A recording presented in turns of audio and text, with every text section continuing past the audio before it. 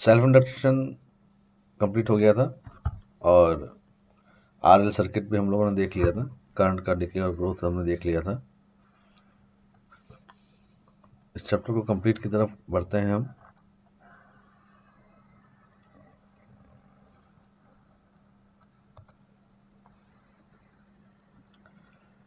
RL circuit में कैसे इसका यूज में आता है ये हमने सब देख लिया। आगे बढ़ते हैं और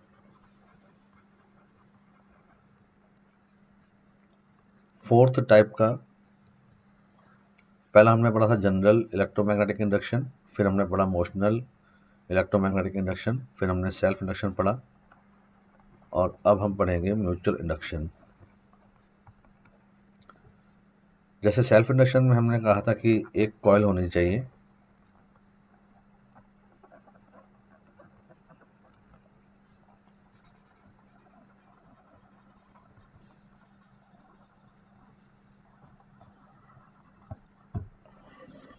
सेल्फ इंडक्शन में एक कॉइल थी, वैसे ही म्यूचुअल इंडक्शन में हमें कम से कम 2 कॉइल्स चाहिए होती हैं।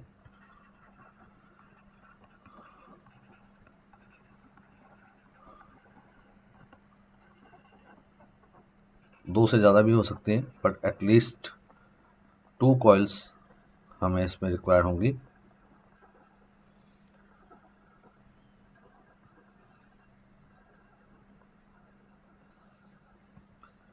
फर्स्ट डिफरेंस हो गया। इसमें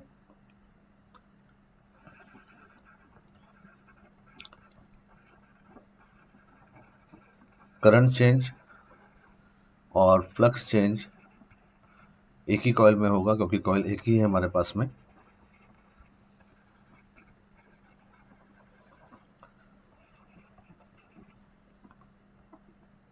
जबकि म्यूचुअल इंडक्शन में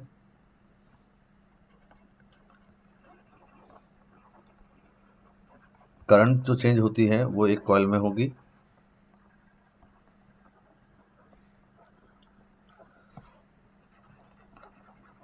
और इसका इफेक्ट दूसरी कॉइल पर आएगा, यानी फ्लक्स जो चेंज होगा वो दूसरी कॉइल में होगा।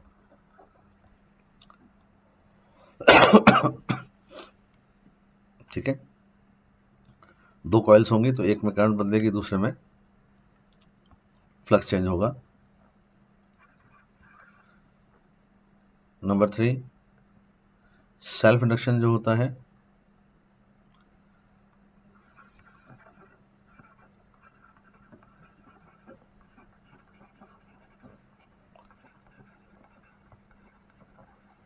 opposes the change in current of itself, खुद की करंट में ही चेंज का अपोज करने की प्रॉपर्टी होती है। जबकि म्यूचुअल इंडक्शन में ये म्यूचुअल इंडक्शन अपोज करता है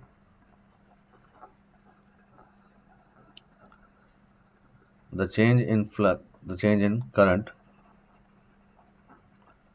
of the other coil। अब हम समझें कि म्यूचुअल इंडक्शन में हो क्या रहा है।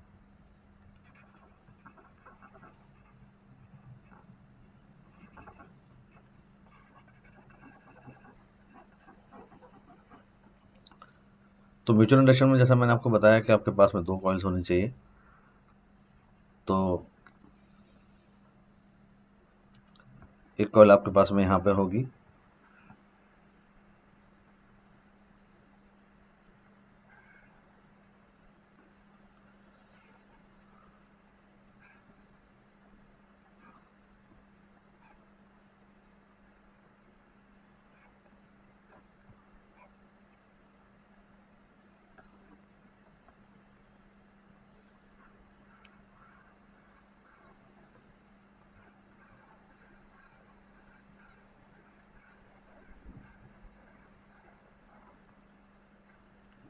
जैसे आप इसको स्विच ऑन करोगे तो इसमें इस तरह से करंट फ्लो होगी। ये एक कॉइल हो गई है, इसके पास में दूसरी कॉइल रखी होगी,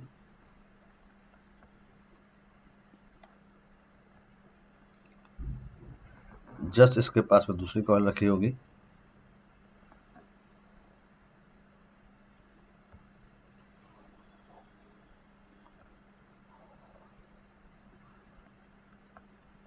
इस कॉइल में बैटरी नहीं लगी होगी, केवल गैल्वेनोमीटर होगा।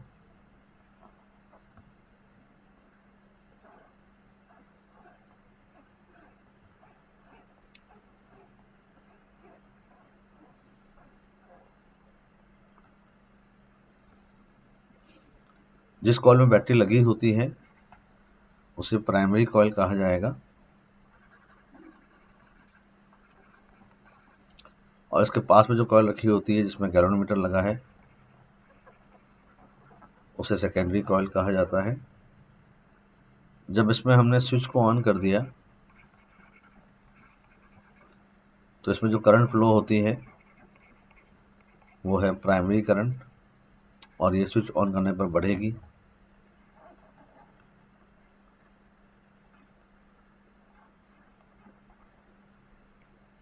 इस करंट के आने से इसके अंदर मैग्नेटिक फ्लक्स आएगा, और ये मैग्नेटिक फ्लक्स इस पास वाली कॉइल से भी पास हो रहा होगा।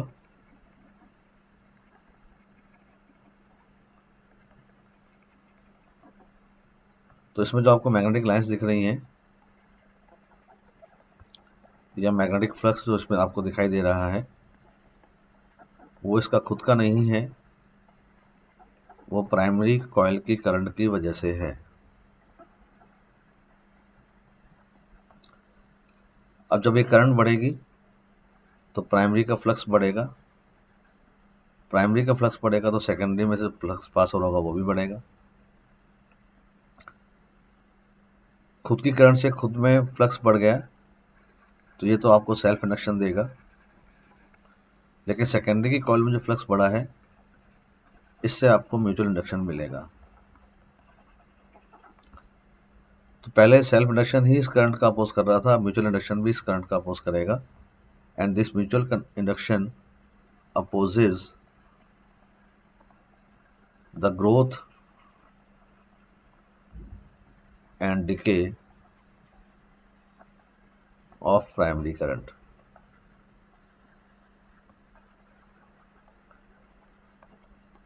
यानी कि कॉइल को पास में रखने से ये नुकसान हो गया कि ये कॉइल अपने पास में रखी हुई प्राइमरी कॉइल की करंट में चेंज का अपोज करने लगेगी, और इस प्रॉपर्टी को ही हम म्यूचुअल इंडक्टेंस कहते हैं। तो म्यूचुअल इंडक्टेंस के बारे में अगर कोई पूछेगा आपसे तो आप क्या लिखेंगे? Whenever the current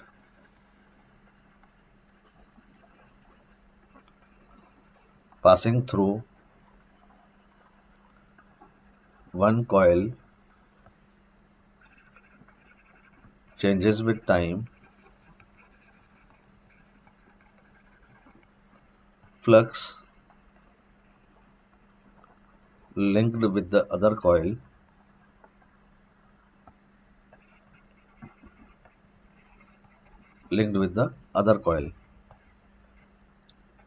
also changes।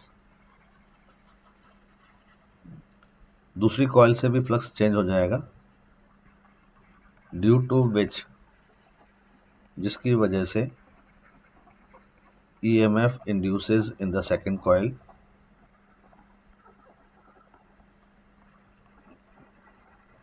Second coil में भी इंड्यूस्ड EMF आने लगेगा, एंड इंड्यूस्ड करंट फ्लोज, और उसमें इंड्यूस्ड करंट फ्लो होने लगेगी। दिस phenomenon is called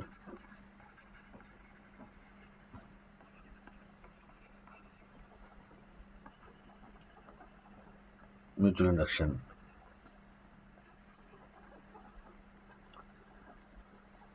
अब अगर आप इसमें देखें तो आपने देखा कि इसमें जब फ्लक्स चेंज होने लगेगा तो इसके अंदर EMF इंड्यूस होगा, क्योंकि ये सेकेंडरी कॉइल का इसलिए इस लिख दिया, करंट फ्लो होगी, और ये करंट प्राइमरी करंट के चेंज का अपोज करेगी। अगर ये ग्रोथ हो रही है तो इसके अपोजिट डायरेक्शन में फ्लो होगी।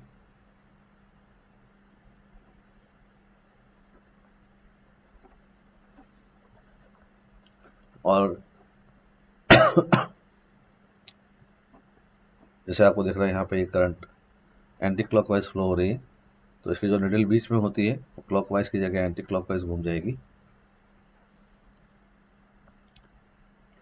जो आपको दिखाएगा कि बिना बैटरी के ही सेकेंडरी कॉइल में करंट आपको मिलने लगेगी। तो म्यूचुअल इंडक्शन का सबसे खास इफेक्ट यही होता है कि आपको एक आश्चर्यजनक बात जो देखने को मिलेगी कि विदाउट बैटरी या विदाउट सोर्स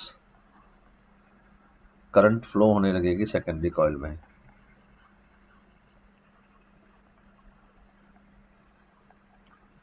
यानी कि हम ये बोल सकते हैं कि इसमें मैग्नेटिक फील्ड इस तरह से चेंज होगा कि एक ऐसी कॉइल में भी करंट ला सकता है जिसमें आपने कोई इलेक्ट्रिक सोर्स नहीं लगा रखा। तो ये इसको एक अलग से नया और एक्स्ट्रा इफेक्ट बनाता है। तो दोबारा देख लीजिएगा आप और लिख लीजिएगा स्क्रीनशॉट लेकर के।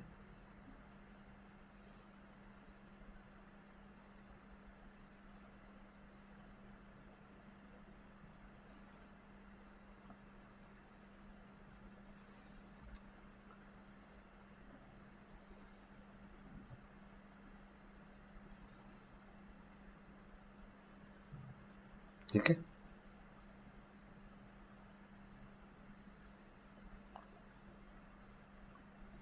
मैथमेटिकल एनालिसिस करें इसका अब।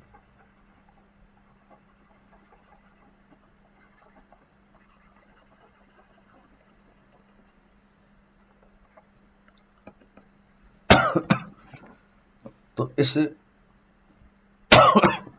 सॉरी म्यूचुअल इंडक्शन में हम लोग जो मेन बात बोल रहे हैं वो ये है कि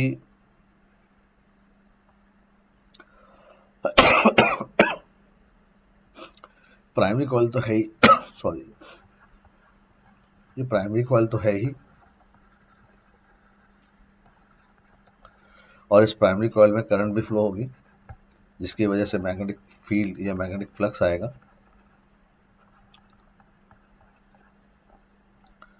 और ये पास में रखी होगी सेकेंडरी कॉइल।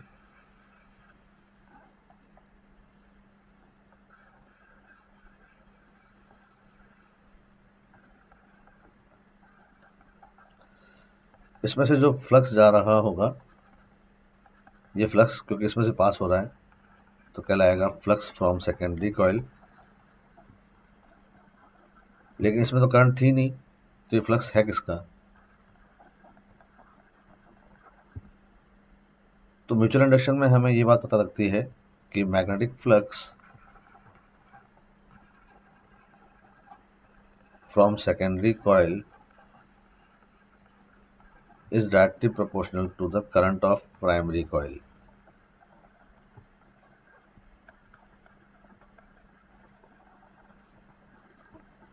क्योंकि प्राइमरी कॉइल की करंट ही मैग्नेटिक फ्लक्स लाएगी जो इसमें से पास होगा।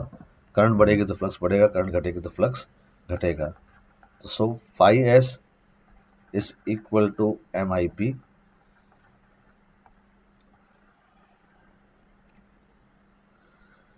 where M is a constant which is called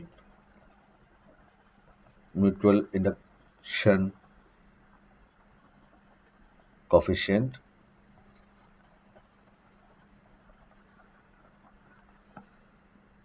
या फिर इसका नाम होता है म्यूचुअल इंडक्टेंस।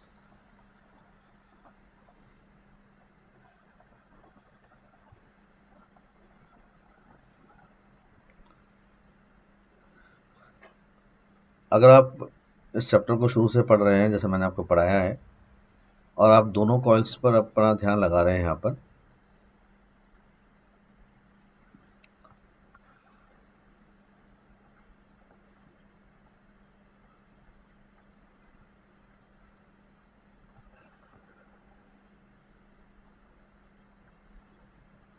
तो आपने देखा होगा कि ये प्राइमरी कॉइल है और इसमें करंट फ्लो हो रही है IP। तो जो मैग्नेटिक फ्लक्स इसमें से आएगा या मैग्नेटिक फील्ड के कारण जो लाइंस आएंगी,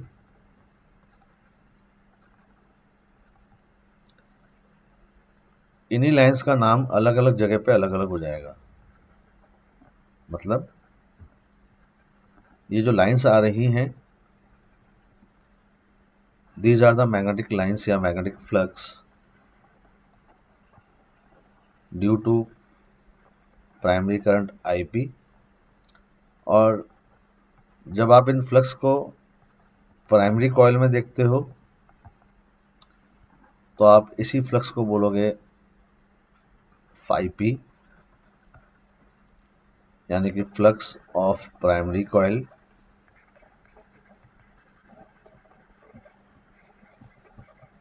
और यहाँ पर जब आप सेकेंडरी में देखते हो तो इसका नाम यहाँ पर हो जाएगा phi s।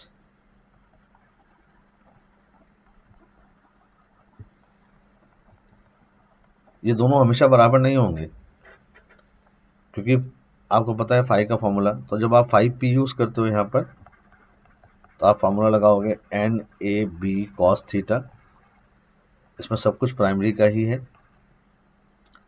लेकिन जब आप फाई एस देखते हो और आप लगाते हो NAB cos थीटा, तो इसमें N और A तो भले ही आप सेकेंडरी कॉइल का ले लोगे, लेकिन मैग्नेटिक फील्ड तो प्राइमरी का ही आएगा ना। तो ये हमेशा बराबर हो, ये मैंने आइडियल कंडीशन बनाई है जब ये बिल्कुल पास पास है और इन दोनों के प्लेन एक दूसरे के पैरेलल है, तब ये दोनों बराबर दिख रहे हैं। अदरवाइज हमेशा बराबर हो ऐसा कोई ज़रूरी नहीं है। पर मैं आपको ये बता रहा हूँ कि यहाँ पर ये फ्लक्स फाई पी कहलाएगा और यहाँ ये फ्लक्स फाई एस कहलाएगा। और ये दोनों ही फ्लक्स किस पर डिपेंड कर रहे हैं? प्राइमरी की करंट पर। तो आप कहोगे कि सर अगर मैं चाहूँ तो यहाँ पर ये लिख दूँ phi P is directly proportional to I B. तो बिल्कुल, जब आप ये लिखोगे तो इसका मतलब आप बात कर रहे हो सेल्फ इंडक्टेंस की, क्योंकि फ्लक्स भी आप प्राइमरी का ले रहे हो और करंट भी आप प्राइमरी की ले रहे हो। लेकिन जब आप यहाँ लिखते हो phi S is directly proportional to I P, तो फ्लक्स तो आप सेकेंडरी का ले रहे हो और करंट तो प्राइमरी में ही है। तो फिर आप बात किसकी कर रहे हो? म्यूचुअल इंडक्शन की। तो एक बात बिल्कुल क्लियर होगी कि whenever mutual induction takes place, जब कभी म्यूचुअल इंडक्शन होगा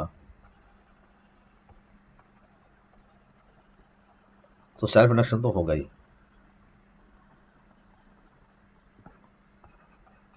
प्राइमरी कॉइल में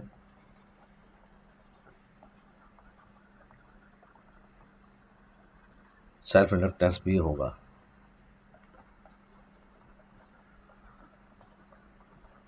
इसका मतलब प्राइमरी कॉइल की जो करंट है उसको दो इंडक्शन का सामना करना पड़ेगा, दो विरोध का सामना करना पड़ेगा। एक खुद का विरोध, खुद की कॉइल जो है वो विरोध कर रही है, और एक पास वाली कॉइल भी विरोध कर रही है। तो इसका मतलब सेल्फ इंडक्शन भी प्राइमरी कॉइल के करंट का अपोज करेगा और म्यूचुअल इंडक्शन भी प्राइमरी कॉइल के करंट का अपोज करेगा चेंज होने का। तो जब IP बढ़ती है तो सेल्फ इंडक्शन इसको घटाएगा,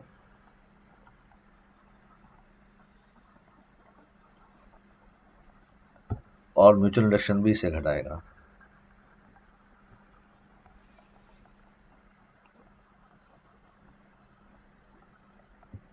तो आप कहोगे सही, तो पहले तो एक अपोज था अब दो अपोज हो गए। हाँ, लेकिन अब देखिए आप कि अगर ये डिक्रीज होगी तो ये दोनों ही बढ़ाएंगे भी। जब IP डिक्रीज होने लगेगी तो सेल्फ इंडक्शन भी और म्यूचुअल इंडक्शन भी दोनों ही इस करंट को बढ़ाएंगे।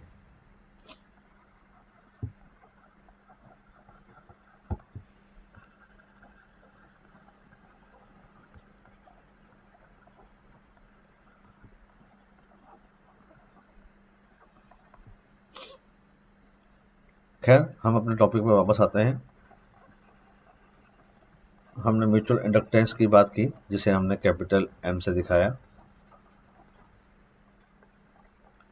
म्यूचुअल इंडक्टेंस होता है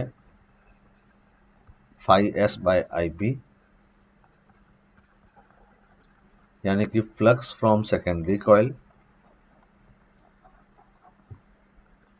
divided by current of primary coil.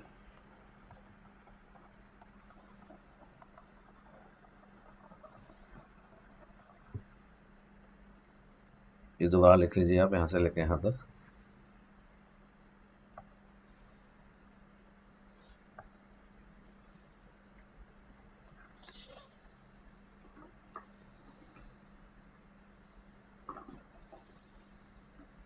ठीक है।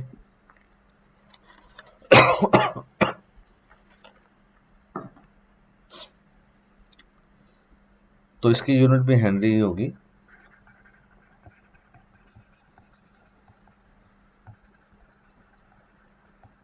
वेबर पर एम्पियर हेनरी। म्यूचुअल इंडक्टेंस पर क्वेश्चंस दो टाइप के आते हैं।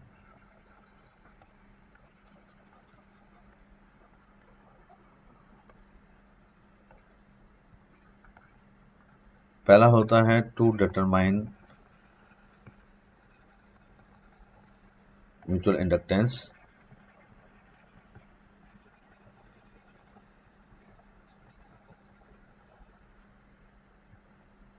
और दूसरा होता है induced EMF and induced current in secondary coil.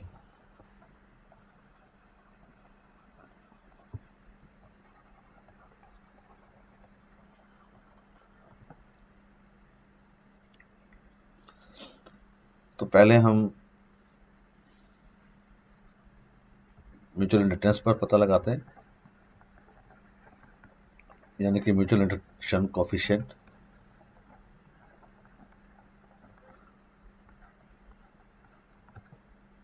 जिसे कि कैपिटल एम से दिखाया जाता है।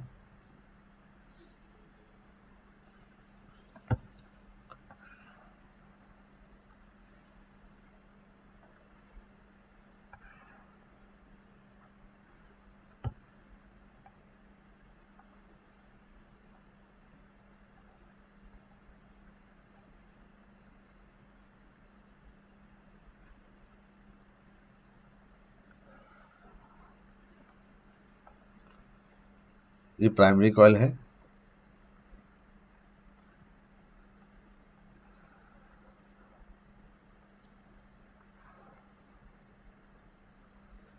और दूसरी वाली कॉइल जो ये सेकेंडरी कॉइल है। जब आप इस प्राइमरी कॉइल में करंट फ्लो करेंगे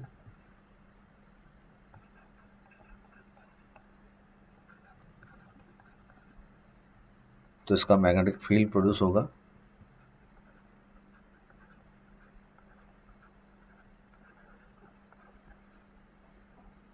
सेकेंडरी कॉइल का जो एरिया आएगा वो इसके प्लेन के परपेंडिकुलर आएगा।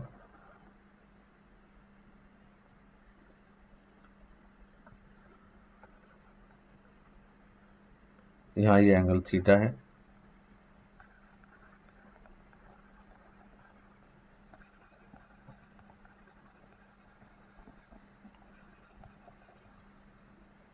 तो M इक्वल टू आपने देखा है phi s by IP। Flux from secondary coil NS AS BP cos theta by IP। ये इसका सबसे इंपॉर्टेंट फॉर्मूला होता है, जो क्योंकि एन फाई का फॉर्मूला होता है मैग्नेटिक फ्लक्स का, आपको पता है NAB cos थीटा। इसमें N और A तो कॉइल का लेंगे ही हम, ठीक है ना। ये बात अलग है कि कुछ एक्सेप्शनल केसेस में एक ही जगह एरिया ऑफ मैग्नेटिक फील्ड भी आ जाता है।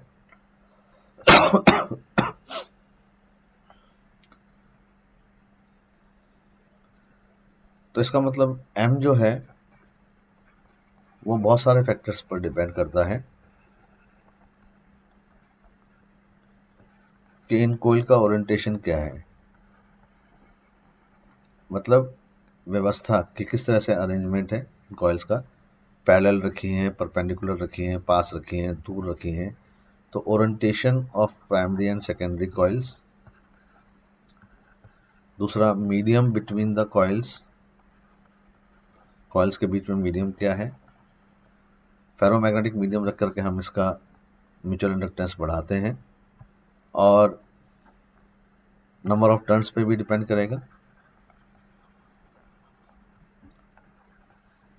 कॉइल के शेप और साइज पर भी डिपेंड करेगा।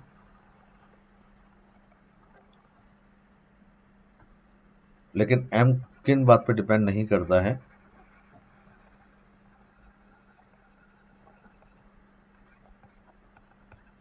Current of primary coil. अभी आप देखेंगे कि जितने भी फॉर्मूले इसके आते हैं उसमें से करंट गायब हो जाएगी। और नंबर 2, द सिलेक्शन ऑफ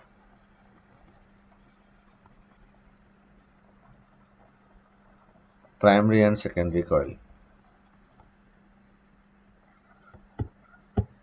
मतलब जब दो कॉइल्स पास पास होती हैं तो आप चाहें तो इसको प्राइमरी इसको सेकेंडरी मान लें, आप चाहें तो इसको सेकेंडरी इसको प्राइमरी मान लें, एम सेम आएगा।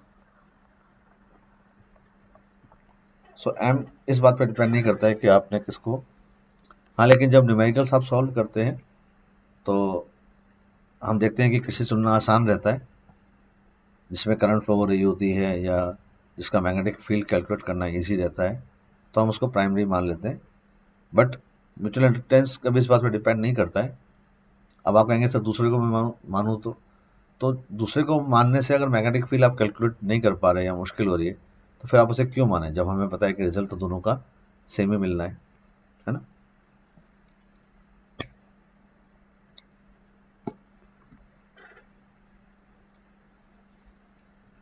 अब सबसे इंपॉर्टेंट बात इसमें यह है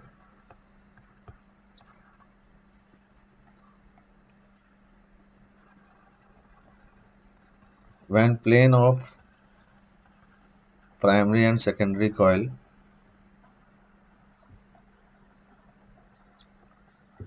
are parallel, जब इन दोनों का प्लेन एक दूसरे के पैरेलल होगा तो थीटा 0 हो जाएगा और cos 0 1 बन जाएगा, तब ये हो जाएगा जिसको आप phi S by I P कह रहे थे, N S A S B P by I P.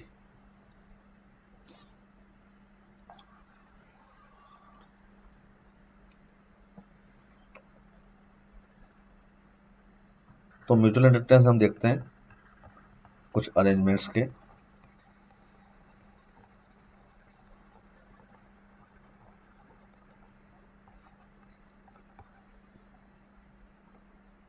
जैसे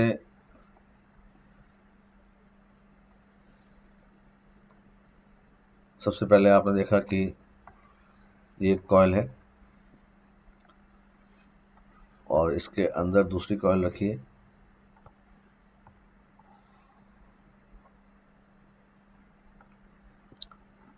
ये बाहर वाली जो कॉइल है इसमें आई करंट फ्लो हो रही है और मान लेता हूं इसकी रेडियस R1 है।